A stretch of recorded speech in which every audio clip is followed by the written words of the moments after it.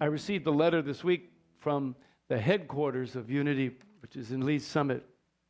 And it says, "We congratulate you on the awesome accomplishment of the 75th anniversary of Unity Church of Hawaii. On behalf of Unity Worldwide Services and the International Board of Trustees and the Home Office staff, we send our appreciation for what you do to spread the message of truth and unity. God bless you in love and in faithful prayer. Joanne Landreth for Donna Johnson, CEO, Unity Worldwide Ministries." And they sent us this. It's beautiful, yeah. Yeah.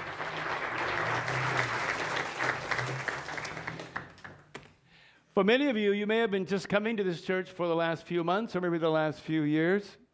I've been coming since 1987.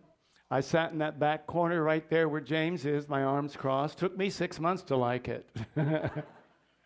Some of you did it right away, but I was a little slow. There's a wonderful history in this church. It was actually started back in the 1930s, and we thought it might be important on this day when we celebrate 75 years to know a little bit of what came before, to know some of those people upon whose shoulders we stand today. And part of our celebration for our 75th anniversary, we've been digging through the archives, and we came across this incredible clip where we hosted as a speaker James DILLET FREEMAN, the poet laureate of the Unity movement, who is also a time capsule in himself, having worked for Unity since 1929. Here he is being introduced by Reverend John Strickland. This movement is far better because of the love and the caring and the commitment to excellence and sharing of spiritual principles of James DILLET FREEMAN. The lady who founded Unity in Honolulu, Marie Handley, told me the story of her coming here, and she didn't want to come.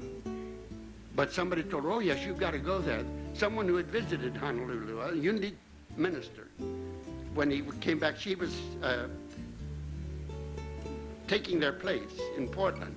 And they said, "Oh, you've got to go to Honolulu. They need you there." So she went. And when she got off the boat, there were 7 people. And they put a lei on her and found her a room. And that's the way it all started. And that's the way Unity has started all over the world. It starts with a picture of Marie Handley, who I never knew. She was the minister when I was born, but I didn't start coming to Unity till I was 4. The very first minister that I got to experience with Dorothy PIERSON. She came ahead of her husband, Phil.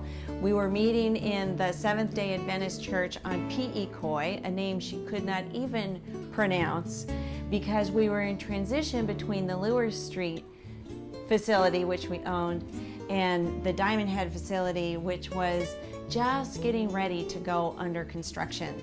I remember coming here, it's a vivid memory, where the sanctuary is now was all coconut trees. And I remember Dorothy crying because we had to cut them down in order to make room for our beautiful sanctuary. It wasn't long after that that Phil Pearson joined her, and they began this beautiful ministry in its next evolution. They had a vision of growing not only our spiritual community, but the Unity movement. And they flew every week to a different neighbor island to teach classes. And those seeds that they planted and that were then nurtured as saplings by Stan Hampson grew into the other 4 Unity churches that we have in Hawaii. Unity on Maui came out of that.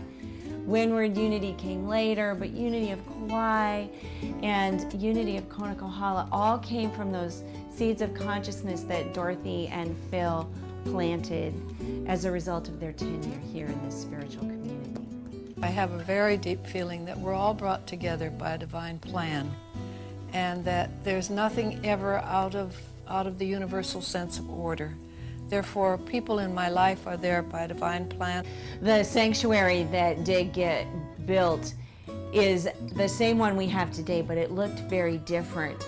And it was only later at our 50th that we built the beautiful stained glass that we have and see every day.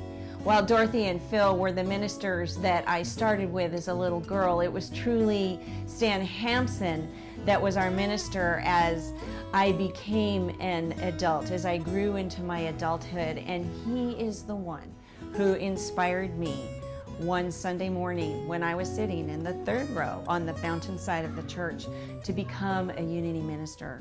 I am forever grateful for his intellect, his depth of perception, and his ability to articulate tools for transformation so clearly.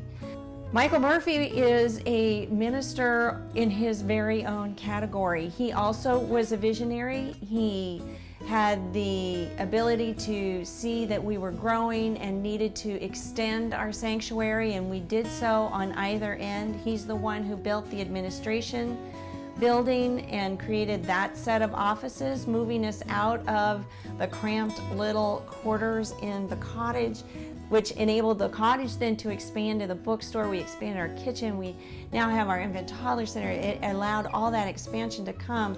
Michael Murphy was a visionary in that respect. When David MCCLURE came to be our minister, he not only brought his delightful sense of adventure, which always led to the opportunity for deep transformational experiences, he also came with his beautiful wife, Donna. And together they created a consciousness of graciousness, one that I always felt invited into. It's a joy to be a part of your 75th anniversary celebration. During the time that I was minister there, which was 1983 to 1991, there was a lot of excitement and energy in that wonderful church of yours. So I'm hoping that you continue to have fun as you go on into the next 75 years. We look forward to seeing and hearing about your progress. God bless and aloha. When John Strickland came to Unity Church of Hawaii, he not only came in his own right as a minister, he actually gave us the gift of bringing the consciousness of silent unity with him.